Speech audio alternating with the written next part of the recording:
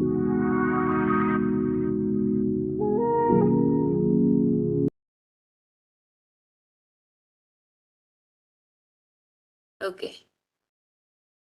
अब ये देखो दूसरा डायग्राम। अभी हमने जो पूरा फोटोसिंथेसिस पढ़ा उसका डायग्रामेटिक व्यू।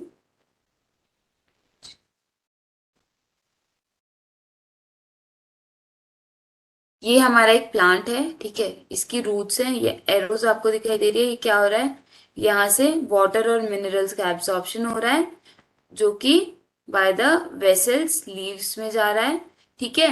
और अब लीव्स में क्या प्रेजेंट है, क्लोरोफिल प्रेजेंट है, जो क्या कर रहा है, सनलाइट कैप्चर कर रहा है, ठीक है। और स्टोमेटा क्या कर रहा है, अलाउ कर रहा है ऑक्सीजन को अंदर आने के लिए, सॉरी कार्बन डाइऑक्साइड को अंदर आने के लिए और ऑक्सीजन को बाहर जाने के लिए, ठीक है। तो इस प्रोसेस में हमारा कार्बोहाइड्रेट और ऑक्सीजन बनके तैयार हो रहा है। During the process oxygen is released, the presence of starch in the leaves indicates the occurrence of photosynthesis, ठीक है। अब इस प्रोसेस में, फोटोसिंथेसिस की प्रोसेस में क्या हो रहा है, ऑक्सीजन रिलीज हो रहा है, ठीक है। और स्टार्च के प्रेजेंस की वजह से हमें पता चलता है कि फोटोसिंथेसिस हो रहा है नहीं हो रहा है। स्टार्च, अब स्टार्च क्या है, स्टार्च भी एक कार्बोहाइड्रेट है, ठीक है।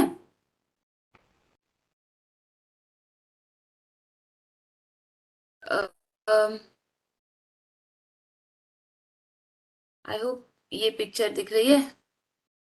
हम्म। तो अब इसमें क्या हो रहा है, ये एक प्लांट है, ठीक है। एक प्लांट है जिसमें कि यहाँ पे वाटर दिखा रखा है, ठीक है। ये क्या है, ये वाटर दिखा रखा है। अब ये वाटर क्या होगा, वाटर और मिनरल्स आर एब्जॉर्ब्ड, है ना। वाटर और मिनरल्स एब्जॉर्ब हो रहे हैं,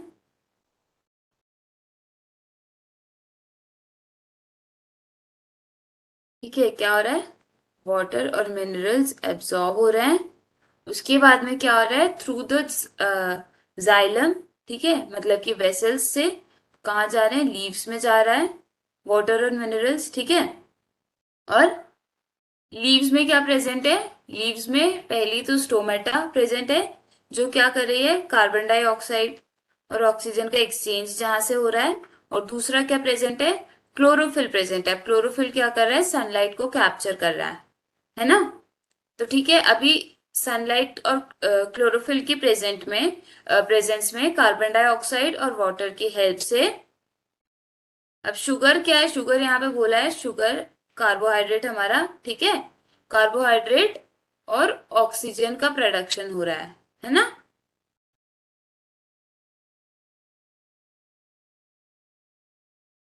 ठीक है। तो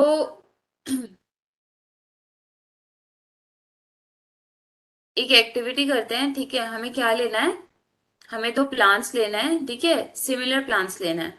अब उन्हें हमें क्या करना है, डार्क में मतलब अंधेरे में रख देना है। आप उसे कोई भी ब्लैक बॉक्स में रख दो या कोई बहुत ही अंधेरे वाले रूम में रख दो, ठीक है। अब कितनी देर के लिए चाहिए, वो 72 आवर्स के लिए आपको उसे अंधेरे में रखना है, ठीक है। एक को, और एक को क्या करना है, आपको सनलाइट में रखना है। सिमिलर प्लांट्स लेना है आपको। अब क्या करना है, आपको आयोडीन टेस्ट करना है लीव्स के साथ, ठीक है। क्लास 6 में आप लोगों ने जो आयोडीन टेस्ट किया था, वैसे ही आपको यहाँ पे आयोडीन टेस्ट करना है, ठीक है। और फिर आप अपने रिजल्ट्स को रिकॉर्ड करेंगे, ठीक है। क्या करेंगे अब आप, now leave the pot which was earlier kept in dark in the sunlight for 3-4 days। अब जो पॉट डार्क में रखा था, आपने अंधेरे में रखा हुआ था, अब उसको आप निकाल के सनलाइट में रख दीजिए 3-4 दिन के लिए। और फिर आप उस पे आयोडीन टेस्ट परफॉर्म करिए, ठीक है। और फिर जो ऑब्जर्वेशन हो रही है उन्हें रिकॉर्ड करिए। अब आप अदर देन ग्रीन लीव्स, बहुत सारे प्लांट्स होते हैं ना जिनमें डिफरेंट कलर की लीव्स होती हैं, ठीक है। जैसे कि किसी कोई रेड कलर की होगी, कोई ब्राउन कलर की होगी, ठीक है। मतलब क्या कि उनमें जो है कोई दूसरे पिगमेंट्स प्रेजेंट है। अब क्लोरोफिल जो है वो भी आपके एक पिगमेंट का एग्जाम्पल है, ठीक है। It is a green pigment, ठीक है। तो अब ऐसे ही और भी पिगमेंट्स प्रेजेंट हो सकते हैं। हम्म। अब फोटोसिंथेसिस जो है, इन लीव्स में भी होता है, ठीक है। कार्बोहाइड्रेट्स आर ऑल्सो फॉर्म, ठीक है। फोटोसिंथेसिस हो रहा है मतलब क्या, कार्बोहाइड्रेट और ऑक्सीजन का प्रोडक्शन हो रहा है, ठीक है। So you often see slimy green patches in ponds और स्टेगनेंट वाटर बॉडीज, ठीक है। तो आप पॉन्ड में या फिर जमे हुए पानी में ना बहुत बार कुछ ग्रीन पैचेस देखते हो, ठीक है। तो वो क्या है, that is formed by the growth of algae, ठीक है। अब एल्गे क्या है, they are also green in colour. अब ग्रीन कलर से क्या समझे आप, क्या याद आया, अभी हमने पढ़ा था ना, ग्रीन कलर क्लोरोफिल के प्रेजेंस से है, ठीक है। तो इसीलिए ये ग्रीन क्यों है, ये इसलिए ग्रीन है because they also contain chlorophyll, जिसके की वजह से they are green. So algae can also prepare their food by the process of photosynthesis, ठीक है। Synthesis of plant food other than carbohydrate. अब कार्बोहाइड्रेट तो हमने देख लिया, ठीक है। अब बाकी का जो प्लांट फूड है, अब वो कैसे बन रहा है वो भी देखते हैं, ठीक है।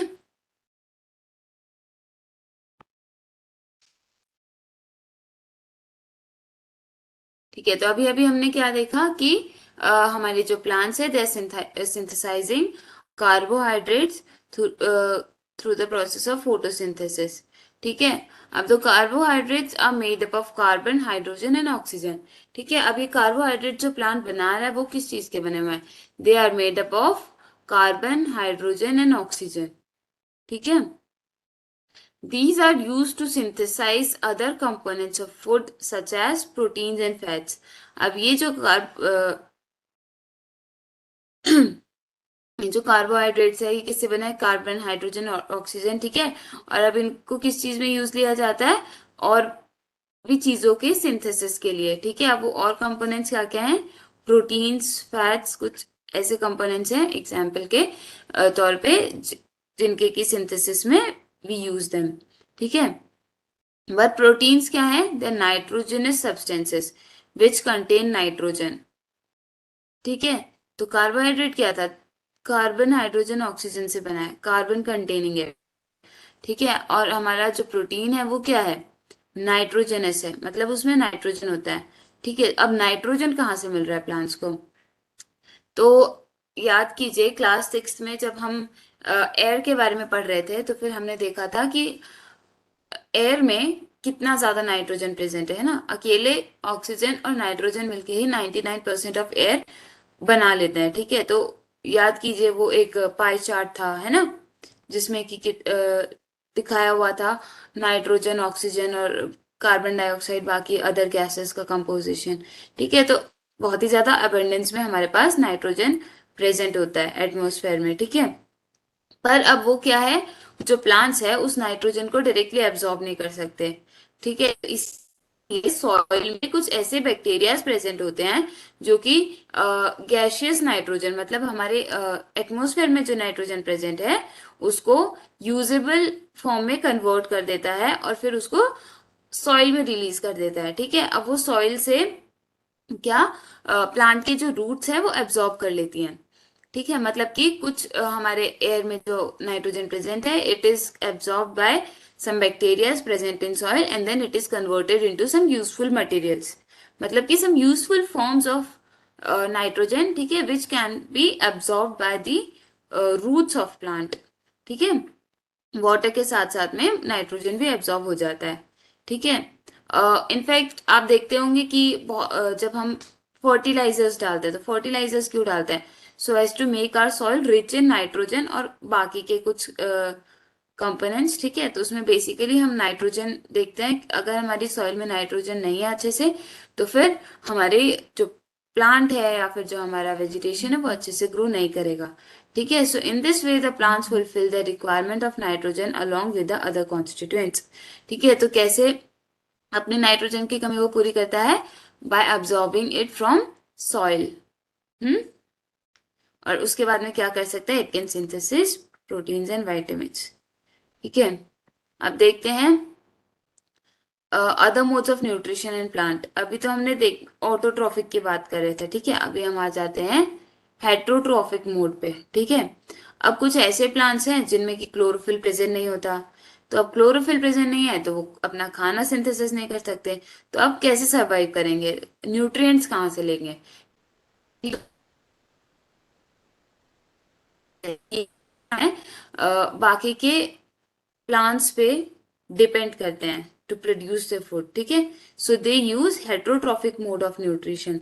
हेट्रोट्रॉफिक मोड ऑफ न्यूट्रिशन क्या था, कि जो कि दूसरे पे, बेसिकली जो कि दूसरे प्लांट्स पे डिपेंड कर रहा है फॉर द न्यूट्रिशन, उसको हम बोलते हैं हेट्रोट्रॉफिक मोड ऑफ न्यूट्रिशन, ठीक है।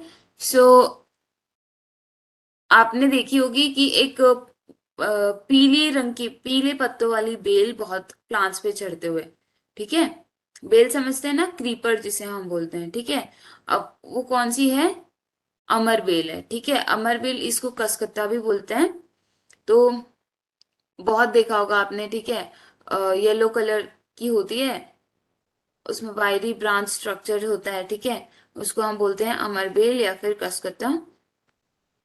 इसमें क्लोरोफिल नहीं होता, ठीक है। तो ये क्या करती है, ये जो प्लांट से रेडीमेड फूड लेती है, ये प्लांट पे चढ़ती है ना, तो it takes the readymade food from plant, the plant on which it climbs is called host. अब ये जिस प्लांट पे चढ़ती है उसको होस्ट बोलते हैं, ठीक है। अब ये क्या कर रही है, ये प्लांट से जिसने की मेहनत से अपना न्यूट्रिएंट्स बनाए हैं, रेडी किए हैं, सिंथेसाइज किए हैं, वो उनसे उनके वैल्यूएबल न्यूट्रिएंट्स ले लेती है, इसीलिए इसको हम बोलते हैं पैरासाइट, ठीक है। So are we and other animals also a kind of parasite, you should think about it and discuss with the teacher. तो क्या लगता है, हम लोग भी पैरासाइट्स हैं क्या, सोचिए। क्यों, क्योंकि हम भी तो प्लांट्स पे ही डिपेंड कर रहे हैं ना, तो सोचिए कि हम भी पैरासाइट की कैटेगरी में आएंगे क्या। सो हैव यू सीन और heard of plants that can eat animals. अब अमरबेल क्या कर रही है, अमरबेल तो प्लांट से ही प्लांट का न्यूट्रिएंट्स ले रही है, ठीक है, पर कुछ ऐसे भी प्लांट्स होते हैं जो कि एनिमल्स या इंसेक्ट्स खाते हैं, ठीक है। तो उन प्लांट्स को हम क्या बोलते हैं,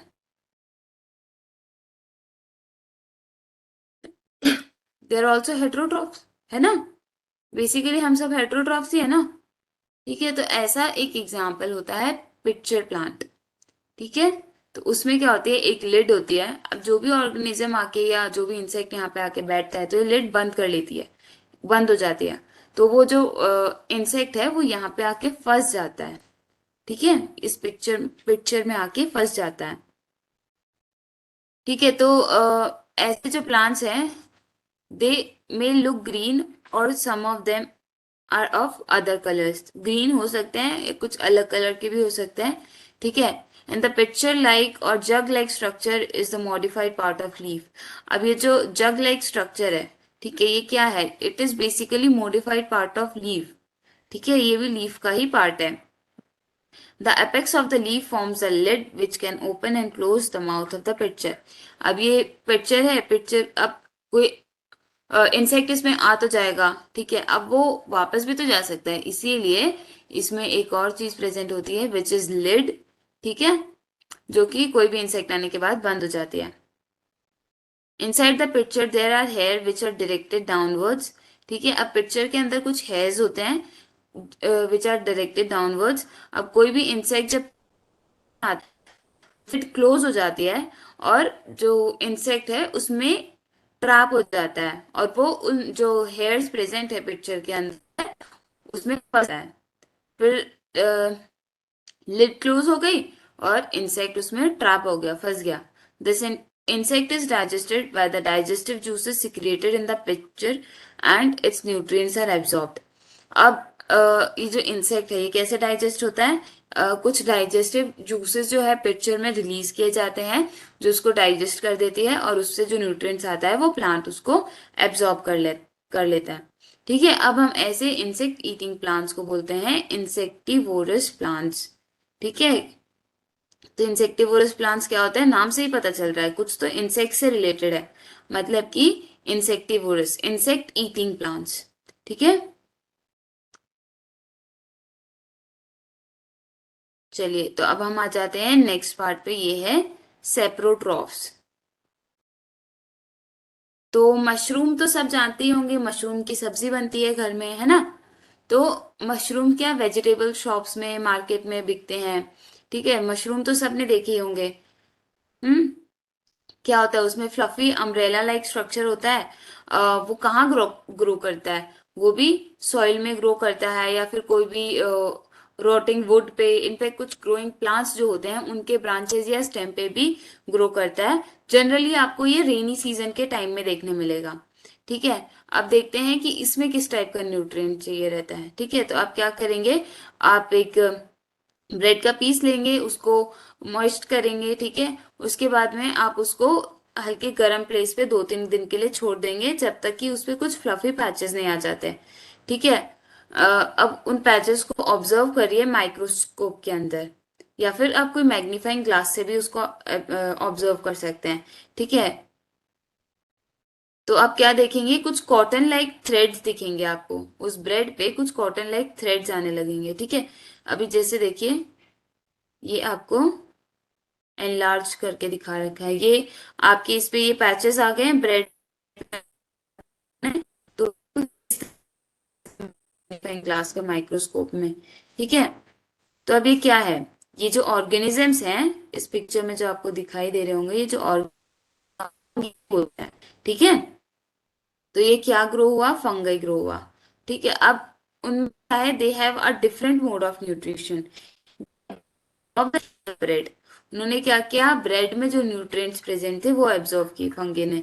ठीक है। This mode of nutrition in which organism take in nutrients from dead और decaying matter is called saprotrophic nutrition. ठीक है। अब सेप्रोट्रॉफिक न्यूट्रिशन क्या है, ये मोड ऑफ न्यूट्रिशन है जिसमें कि एक जो ऑर्गेनिज्म है वो न्यूट्रिएंट्स कहाँ से ले रहा है, डेड और डिकेइंग ऑर्गेनिज्म से। ठीक है। मतलब कि ये कोई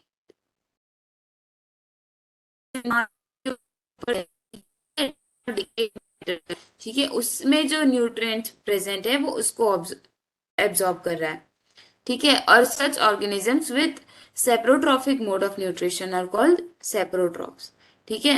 और वो उन ऑर्गेनिजम्स को जो कि अपने न्यूट्रिएंट्स कहाँ से ले रहे हैं, डेड डिकेड मैटर से ले रहे हैं, उनको हम सेप्रोट्रॉफ्स बोलते हैं। ठीक है। अब फंगी जो है आपको पिकल्स में भी मिलेगी, लेदर पे भी मिलेगी, क्लोथ्स और अदर अदर चीजों पे, जो कि हॉट एंड ह्यूमिड क्लाइमेट में जनरली आपको ये बारिश के मौसम में बहुत देखने मिलेगा। ठीक है। आपके पिकल्स जो हैं बहुत ही जल्दी उन पे एक वाइट लेयर आ जाती है, अगर आप देखेंगे तो। ठीक है, वो क्या है, इट इज फंगई। लेदर पे भी आप व्हाइट लेयर देखेंगे, बहुत बारी कपड़े भी इस वजह से खराब हो जाते हैं बारिश के मौसम में, क्यों, क्योंकि उनपे फंगस लग जाती है। ठीक है। So during the rainy season they spoil many things, बारिश के टाइम में वो बहुत सारी चीजें खराब कर देते हैं। ठीक है। The fungus generally pair when they land on a wet and warm thing they germinate and grow. ठीक है। तो क्या हो रहा है कि जो फंगल स्पोर्स है ना, वो जनरली एयर में प्रेजेंट होते हैं। ठीक है। पर जब वो कोई वेट एंड वार्म थिंग पे लैंड करते हैं ना, तो वहां पे ग्रो होने लगते हैं, वो उगने लगते हैं। ठीक है। अब पता चलिए क्या होगा, हमें खुद को कैसे प्रोटेक्ट करना है, अपनी चीजों को ध्यान रखना है उनका। ठीक है। गीले कपड़ों को, हल्के गीले कपड़ों को कबर्ड में नहीं रखना है, कपड़ों को अच्छे से सुखाने के बाद ही कबर्ड में रखना है। ठीक है। Some organisms live together and share both shelter and nutrients.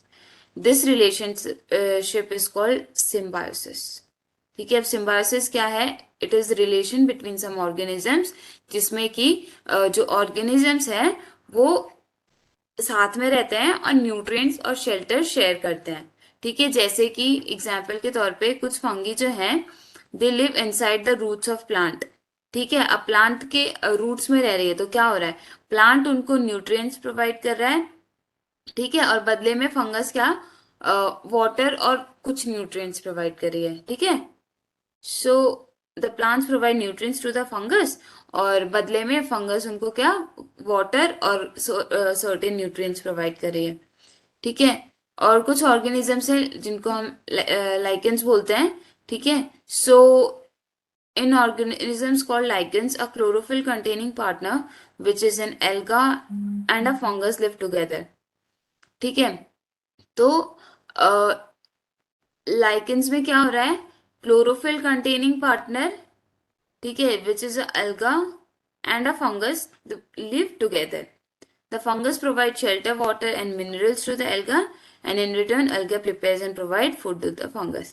ठीक है। अब सिम्बायोसिस क्या होता है, मतलब कि जो उनकी रिलेशनशिप है, इट इज म्यूचुअल। ठीक है। अब किसी एक को ही कुछ खोना नहीं पड़ रहा है, या किसी एक को ही कुछ देना नहीं पड़ रहा है। अगर कोई एक जन उसको शेल्टर प्रोवाइड कर रहा है, तो दूसरा जन क्या, फूड प्रोवाइड कर रहा है। जैसे कि यहाँ पे क्या हो रहा है, एल्गा जो है वो फूड प्रिपेयर कर रहा है। ठीक है। और जबकि फंगस क्या कर रही है, it is providing shelter to the algae. ठीक है। अब है how nutrients are replenished in the soil, मतलब how nutrients are renewed in the soil. ठीक है। अब न्यूट्रिएंट्स तो प्लांट्स एब्जॉर्ब करते जा रहे करते जा रहे करते जा रहे, अब वो न्यूट्रिएंट्स सॉइल को वापस कैसे मिल रहे हैं। ठीक है। तो आपने देखा होगा कि फार्मर्स जो है कुछ मेन्योर्स और फर्टिलाइजर्स डालते रहते हैं फील्ड में। ठीक है। गार्डनर्स जो है वो क्या करते हैं, फर्टिलाइजर्स और मेन्योर्स डालते हैं। तो वो क्यों डाल रहे हैं, वो इसीलिए डाल रहे हैं ताकि प्लांट में जो, सॉरी, आपके फील्ड में जो न्यूट्रिएंट्स की कमी हो गई है, वो न्यूट्रिएंट्स उनको फिर से मिल जाए, ताकि प्लांट्स उनको फिर से इनटेक कर सकें। ठीक है। और हमारे प्लांट की ग्रोथ हो सके। तो हमने पढ़ा है कि प्लांट जो है they absorb minerals and nutrients from the soil. ठीक है। सो क्या होगा, मिनरल्स एब्जॉर्ब होते जा रहे हैं तो उनकी कमी होती जाएगी सॉइल में, है ना। तो इसीलिए क्या करते हैं, फर्टिलाइजर और मैन्योर, उनमें क्या होता है, न्यूट्रिएंट्स होते हैं, जैसे कि नाइट्रोजन, पोटेशियम, फास्फोरस, और भी कुछ ऐसे न्यूट्रिएंट्स होते हैं जो कि हम अपने जमीन पे या फील्ड में डालते हैं, और हमारी जो जमीन है वो फिर से न्यूट्रिएंट रिच हो जाती है। These nutrients need to be added from the time to enrich the soil. ठीक है। वरना क्या होगा कि न्यूट्रिएंट्स तो खत्म होते जाएंगे सॉइल के, पर अब जो हम नए plant and keep them healthy if we can fulfill the nutrient requirement of plant। और अगर सॉइल में प्रॉपर न्यूट्रिएंट्स नहीं होंगे तो हमारे प्रॉपर हेल्दी प्लांट्स ग्रो नहीं होंगे। ठीक है। तो अगर हमें हेल्दी प्लांट चाहिए, मतलब हमें हमारे सॉइल में न्यूट्रिएंट्स भी चाहिए। तो जनरली क्या होता है, जो क्रॉप प्लांट्स होते हैं वो बहुत ज्यादा नाइट्रोजन ऑब्जॉर्व कर लेते हैं सॉइल से, और हमारी सॉइल में नाइट्रोजन की बहुत कमी हो जाती है। ठीक है। सो आपने पढ़ा है कि नाइट्रोजन कहाँ प्रेजेंट है, एयर में बहुत सारी नाइट्रोजन प्रेजेंट है। ठीक है। पर जो प्लांट्स है वो डायरेक्टली उस नाइट्रोजन को एब्जॉर्ब नहीं कर सकते। ठीक है। जैसे वो कार्बन डाइऑक्साइड को एब्जॉर्ब कर सकते हैं, वैसे वो नाइट्रोजन को एब्जॉर्ब नहीं कर सकते हैं। ठीक है। So they need nitrogen in soluble form. तो इसीलिए देयर आर सम बैक्टीरिया जिनका नाम है राइजोबियम। ठीक है। तो राइजोबियम नाम के बैक्टीरियाज प्रेजेंट होते हैं सॉइल में। वो क्या कर रहे हैं, they absorb the nitrogen from the air. ठीक है। और उसको क्या कर रहे हैं, एटमोस्फेरिक नाइट्रोजन को प्लांट्स के लिए यूजेबल फॉर्म में कन्वर्ट कर रहे हैं। ठीक है। हम क्या है, वो खुद का खाना खुद नहीं बना सकता है। तो it often lives in the roots of gram, peas, moong, beans और other legumes and provide them with nitrogen. ठीक है। अभी हमने सिम्बायोटिक रिलेशन या सिम्बायोसिस के बारे में पढ़ा। ठीक है। तो यहाँ पे भी कुछ उसी टाइप का रिलेशनशिप है। अब राइजोबियम क्या कर रहा है, वो प्लांट के लिए नाइट्रोजन एब्जॉर्ब करके उसको कुछ सॉल्युबल फॉर्म में कन्वर्ट कर रहा है, जिससे कि प्लांट्स उसको एब्जॉर्ब कर पा रहे हैं। ठीक है। और वेरेस बदले में प्लांट उसे क्या दे रहा है, प्लांट राइजोबियम को फूड और शेल्टर प्रोवाइड कर रहा है। ठीक है। तो ये क्या हुआ, ये भी एक सिम्बायोटिक रिलेशनशिप हुआ बिटवीन प्लांट। अब वो प्लांट्स, हर प्लांट में आपको राइजोबियम नहीं मिलेगा, there are some specific plants, जैसे कि आपके जो लेग्यूम्स, मतलब जो दाल वगैरह होती है ना, चने की दाल हो गई, मटर हो गया, मूंग, बीन्स, इन सब के जड़ों में आपको राइजोबियम मिलेंगे। ठीक है। सो क्या हो गया, they have a symbiotic relationship. कौन कौन, राइजोबियम और प्लांट। अब ये जो रिलेशनशिप है बिटवीन प्लांट एंड राइजोबियम, ये फार्मर्स के लिए बहुत ज्यादा हेल्पफुल है। ठीक है। सो अब नेचुरली जब प्लांट्स को मिल जा रहा है नाइट्रोजन, तो फार्मर्स को नाइट्रोजन फर्टिलाइजर्स खरीद के नहीं डालनी पड़ेगी। Most of the pulses are obtain from leguminous plants. ठीक है। अब ज्यादातर जो दाल है अपनी, वो हमें लेग्यूमिनस प्लांट से मिल रही है। ठीक है। तो इस चैप्टर में हमने क्या पढ़ा, ज्यादातर प्लांट्स जो हैं दे आर ऑटोट्रॉफ। ठीक है। और कुछ प्लांट्स हैं जो पैरासिटिक हैं, जैसे कि अमरबेल, और कुछ सेप्रोट्रॉफिक हैं, जैसे कि मशरूम। ठीक है। और कुछ क्या है, इंसेक्टिवोरस हैं, जो कि इंसेक्ट्स खा रहे हैं। और कुछ क्या है, सिम्बायोटिक रिलेशनशिप शो करते हैं। ठीक है। चलिए तो एक बार देख लेते हैं क्या क्या देखा इस चैप्टर में हमने।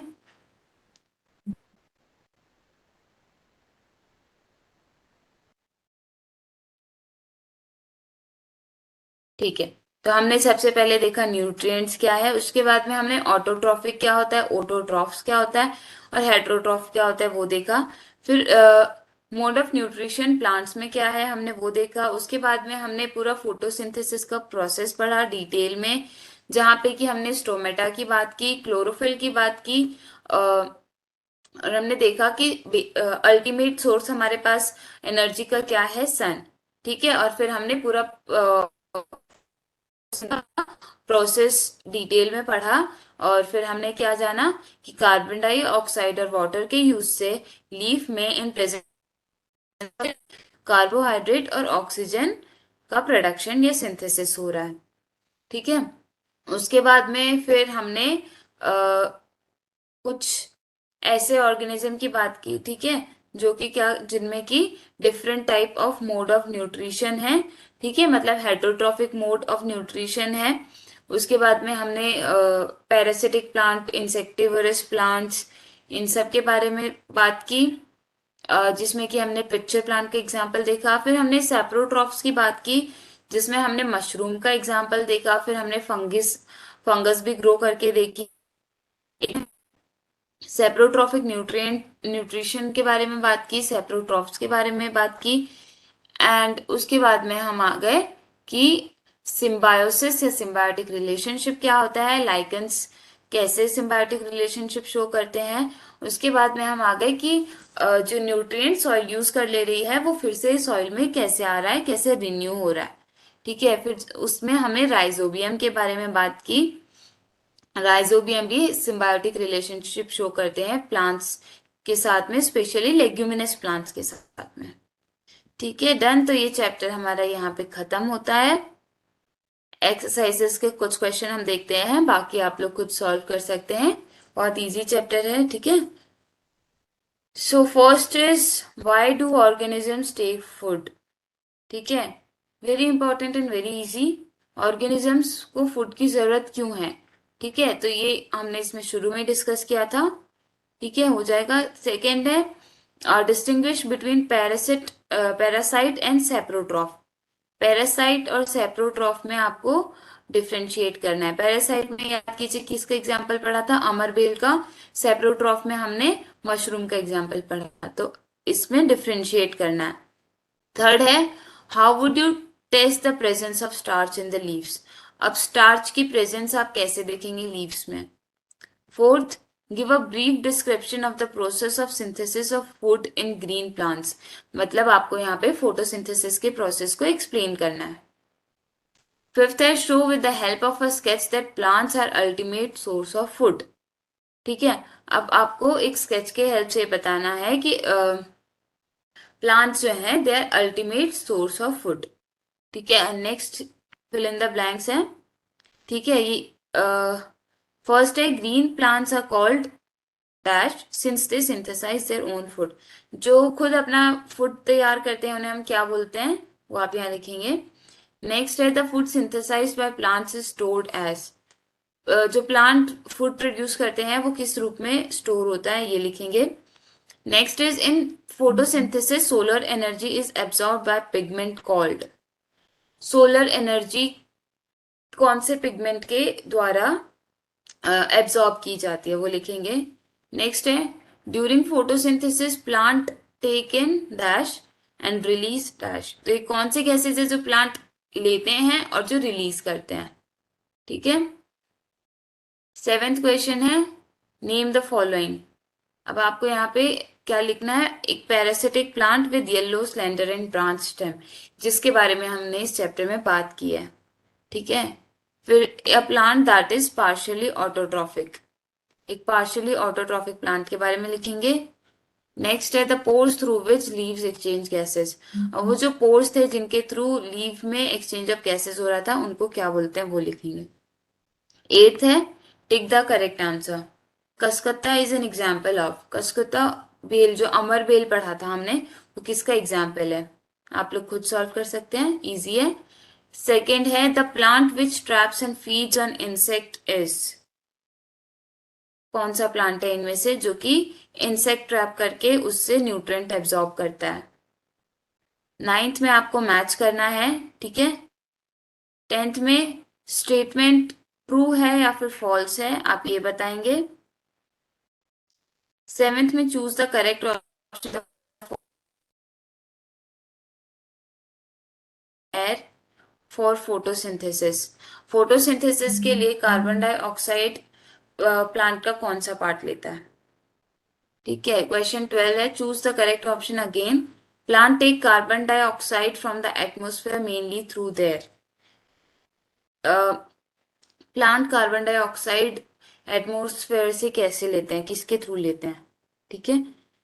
13th क्वेश्चन है why do farmers grow many fruits and vegetable crop inside large greenhouses. What are the advantages to the farmers, ठीक है। सो फार्मर्स जो है बहुत सारे फ्रूट्स और वेजिटेबल को ग्रीन हाउसेस में क्यों उगाते हैं, ठीक है। अब उसके क्या एडवांटेजेस है फार्मर को, वो आप लिखेंगे, ठीक है। सो हमारा चैप्टर नंबर 1 यहाँ पे खत्म होता है, ठीक है। मिलते हैं नेक्स्ट सेशन में नए चैप्टर के साथ। Thank you everyone.